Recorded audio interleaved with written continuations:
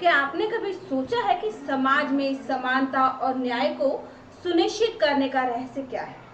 आज हम जानेंगे कि भारतीय संविधान का एक महत्वपूर्ण अनुच्छेद जिसके माध्यम से बदलाव संभव है। हेलो एवरीवन, वेलकम टू ज्ञान अभियान। आज हम बात करने जा रहे हैं भारतीय संविधान के अनुच्छेद 44 की, जिसे हम यूनिफॉर्म सिविल कोड के नाम से भी जानते हैं।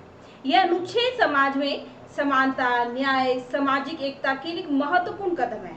इस वीडियो के दौरान हम इसकी उत्पत्ति, इसके लाभ, इसकी चुनौतियां और भविष्य के रास्तों पर विस्तृत चर्चा करेंगे। भारतीय संविधान में अनुच्छेद 44 को यूनिफॉर्म सिविल कोड के रूप में जाना जाता है। यह अनुच्छेद राज्य से अपेक्षा करता है कि वह पूरे देश में नागरिकों के लिए एक समान नागरिक संहिता लागू करने का प्रयास करे। इसका मुख्य उद्देश्य विभिन्न धर्मों और समुदायों में विद्यमान व्यक्तिगत कानूनों को एकीकृत करना और सभी नागरिकों के लिए समानता, न्याय तथा सामाजिक समरसता सुनिश्चित करना है। अनुच्छेद 44 का महत्व। अनुच्छेद 44 भारतीय संविधान के निर्देशात्मक सिद्धांतों में से एक है। ये सिद्धांत सरकार के लिए मार्गदर्शक सिद्धांत है, जिनका उद्देश्य समाज में न्याय, समानता और सामाजिक विकास को बढ़ावा देना है। यूनिफॉर्म सिविल कोड का विचार यह है कि प्रत्येक नागरिक को उसके धर्म, जाति या लिंग के आधार पर भिन्न कानूनों के तहत नहीं रखा जाएगा, बल्कि सभी पर एक समान कानून लागू होगा। यूनिफॉर्म सिविल कोड क्या है? यूनिफॉर्म सिविल कोड का मतलब है कि एक ऐसा कानून जो विवाह, तलाक, विरासत, गोद लेना और अन्य पारिवारिक मामलों में सभी नागरिकों पर समान रूप से लागू हो।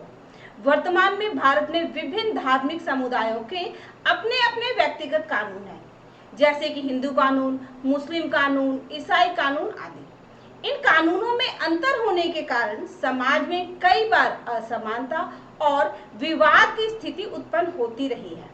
अनुच्छेद 44 का लक्ष्य है कि भविष्य में इन सभी कानूनों को एकीकृत कर एक समान नागरिक संहिता तैयार की जाए, जिससे नागरिकों के अधिकारों और कर्तव्यों में समानता सुनिश्चित हो सके। इतिहास और विकास। स्वतंत्रता के बाद संविधान सभा ने भारतीय समाज में मौजूद विभिन्नता और असमानताओं को ध्यान में रखते हुए ऐसे सिद्धांतों को संविधान में शामिल किया जिन्हें डायरेक्ट प्रिंसिपल्स कहा जाता है। इतिहास और विकास। स्वतंत्रता के बाद संविधान ने भारतीय समाज में मौजूद विभिन्नता और असमानताओं को ध्यान में रखते हुए ऐसे सिद्धांतों को संविधान में शामिल किया जिन्हें डायरेक्टिव प्रिंसिपल्स कहा जाता है। इन सिद्धांतों का उद्देश्य था कि सरकार सामाजिक न्याय, आर्थिक विकास और समानता के लिए प्रयास करे। अनुच्छेद 44 इसी सोच का प्रतिफल है। इसके अंतर्गत सरकार को प्रेरित किया गया है कि वह सभी नागरिकों के लिए एक समान कानून बनाने का प्रयास करे, ताकि समाज में किसी भी प्रकार का भेदभाव समाप्त हो सके। लाभ और चुनौतियां।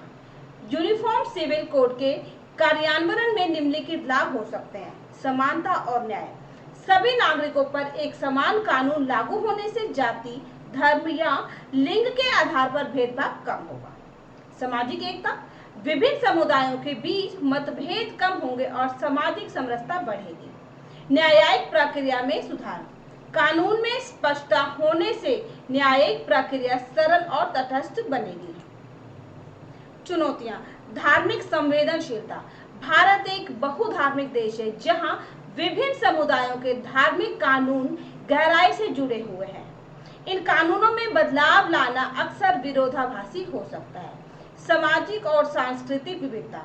प्रत्येक समुदाय की अपनी परंपराएं और सांस्कृतिक मूल्य होते हैं, जिनमें बदलाव करना आसान नहीं है।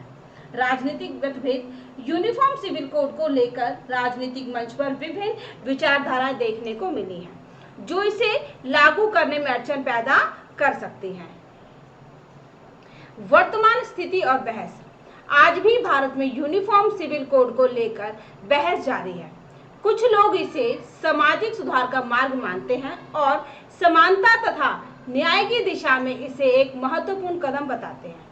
वहीं अन्य लोगों का मानना है कि यह व्यक्तिगत धार्मिक स्वतंत्रता पर अतिक्रमण करेगा। वर्तमान में सरकार ने अनुच्छेद 44 के तहत दिशा निर्देश जारी किए हैं, लेकिन इसे लागू करने में बहुत सावधानी और समुचित विचार विमर्श की आवश्यकता है। न्यायपालिका की टिप्पणियां।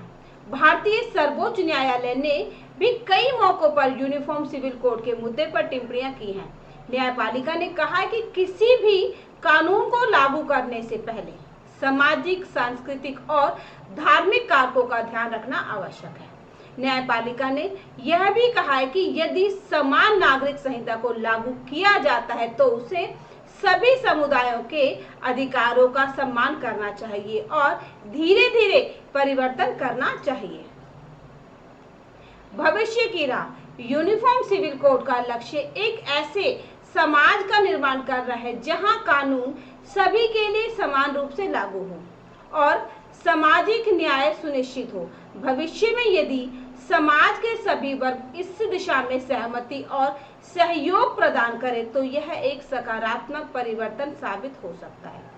आवश्यक यह है कि कोई भी कदम उठाने से पहले विस्तृत विचार विमर्श, अध्ययन और संवाद हो ताकि किसी भी समुदाय के धार्मिक और सांस्कृतिक भावनाओं का सम्मान किया जा सके। अब हम कुछ बहुविकल्पी प्रश्न करेंगे और जानेंगे कि हमने कितना सीखा।